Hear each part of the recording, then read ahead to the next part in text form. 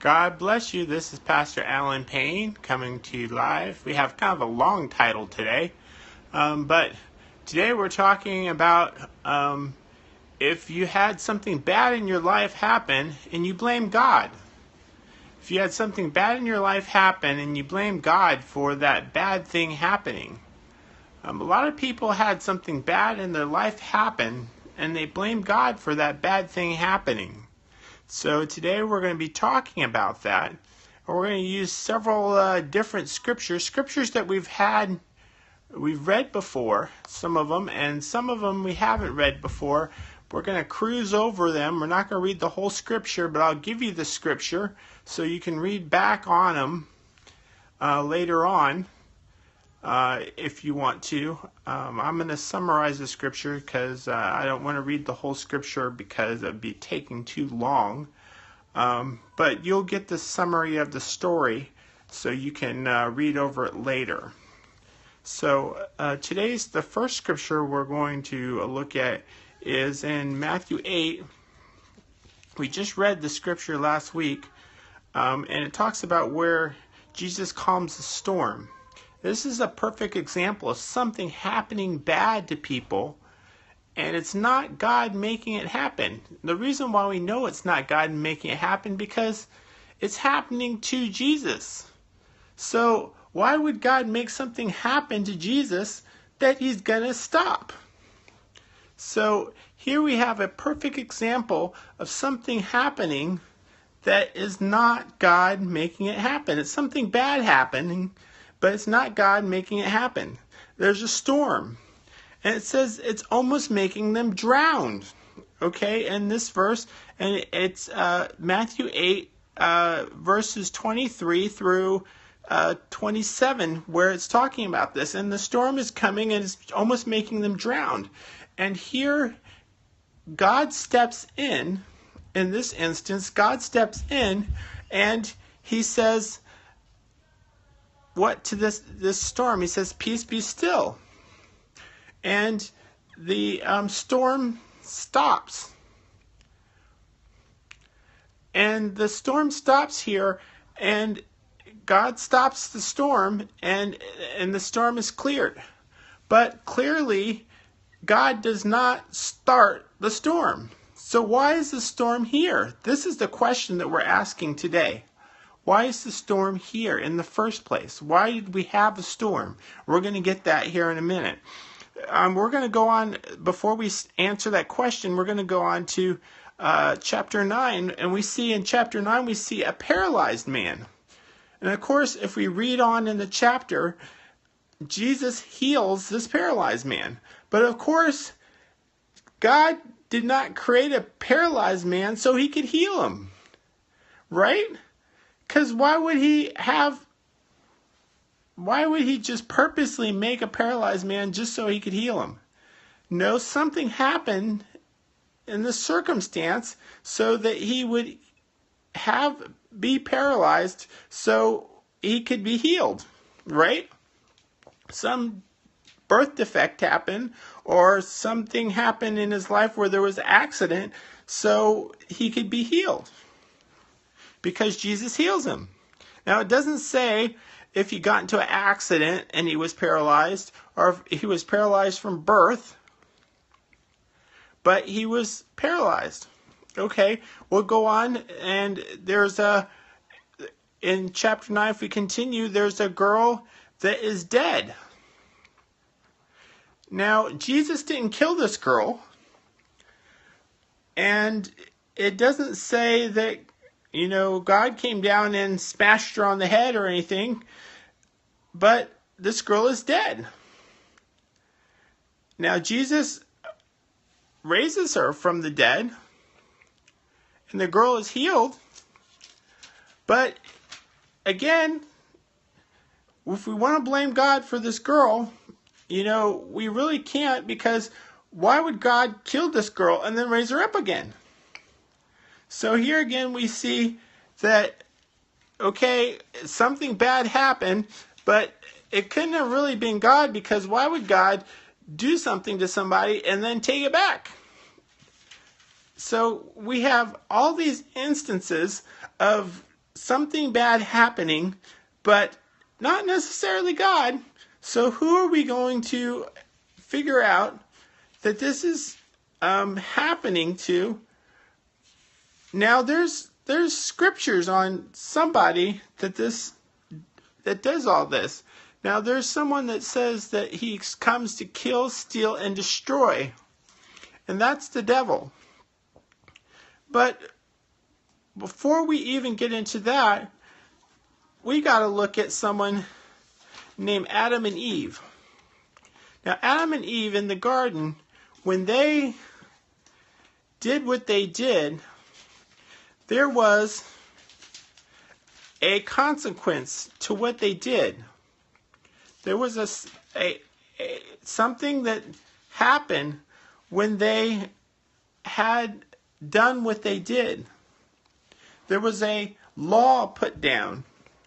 And it says that they, and I'm going to summarize here again, because we only have, and this is found in, let me turn to it so I can tell you, the fall is found in Genesis 3. If you want to read about what happens in the fall, where the serpent tricks the Adam and Eve, and then it talks about in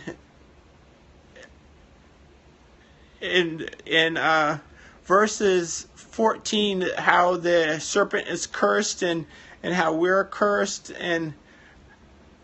but what the summary of all this is that there was a difference now of what happens to us. There was now sin in the world, and the penalty of sin is now death. There's a penalty now that was put on the earth for man. Now there was sin in the world, and sin caused sickness, sin caused death, and sin, now there was this free will in the world that caused us to have things happen to us that was not God happening. There was a variable. So now we were making our own choices that caused our own circumstances. It was not God doing it. Our own choices causing our own circumstances. We were going to say, okay, God, we're going to do what we're going to do, and we don't want you involved. And God, being a God that loves us, a God that gives us free will, said, okay, if you want to do it, if you want to eat the apple, go ahead, but not everything's going to turn out how you want to. And that was the first time we did what we wanted to do. We ate the apple. Well, guess what? There was a whole bunch of other circumstances that happened after we ate that apple. And a whole bunch of situations added on top of that brought us to where we are today. That brought us different situations, like the paralyzed man, like the daughter that died, like the circumstances in your life that are happening now. There's a whole bunch of choices that led up, not necessarily your choices, not necessarily your mother's or daughter's choices, but choices down the generations that led you up to the circumstances that you are today. Now, is it fair? Is it right? No, definitely not. That's why God tried to stop us from eating the apple. That's why God tried to stop us, and He tries to stop us from making those choices today. He says, follow my word. Matter of fact, He puts it in writing in chapter 7 of Matthew 17. He writes, narrow is the gate, and narrow is the way that leads to righteousness, and broad is the way that leads to destruction. And I'm paraphrasing again. It's in chapter 7 of 13 through 14. basically it says hard. This way is hard that you lead. That's going to lead to righteousness. This way is hard. That's going to lead to the right way. It's hard to go a way that's going to be right. It's hard not to blame God for these circumstances, yes, but it's not God. It's God that helps us out of these circumstances. Situation upon situation upon situation upon situation leads us to these circumstances. But just like in the storm that we first read, it's God that helps us out of these circumstances. It's not God that puts us in these circumstances. It's hard.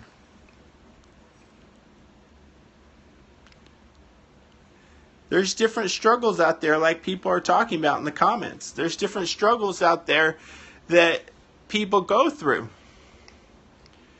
People of different colors, people of different circumstances, people of different backgrounds.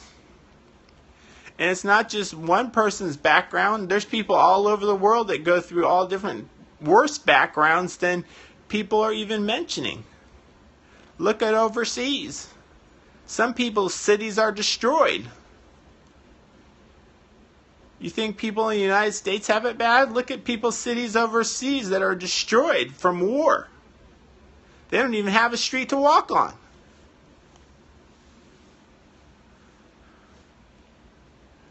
Look at that. But God knows those people's circumstances. He's the only one that can heal those people's hearts. He's the only one that can help those people. Because I certainly can't. I know that no one over here can. So we have to realize that in a lot of circumstances that in our life that we don't have the power to fix them. And when we don't have the power to fix them, we have to turn to God and say, God, help me. Just like in the circumstance of the storm. They were in a storm that they couldn't fix. There was hurricane winds blowing like we get in Florida. The boat was going to sink. They were going to die. And if you've ever been in a life or death situation, I know I have before, when I was in the military. I've been in a life or death situation before. And when you're in that life or death situation, you know that you have a choice. You can turn over to God, or you can just sit there. And if you turn yourself over to God, He will bring you through. I hope you guys have a wonderful day today. God bless you. Thank you for joining us. I love all the comments. You want to see the swords? Here, I'll let you see the swords. God bless you. Thank you for commenting. Hello. I read most of the comments. Thank you for commenting. Thank you for joining us. Thank you for listening. I love your comments. Feel free to join us tomorrow. We get together every day around 12 o'clock. Thank you for saying I'm a good person. You're a good person too. God bless you.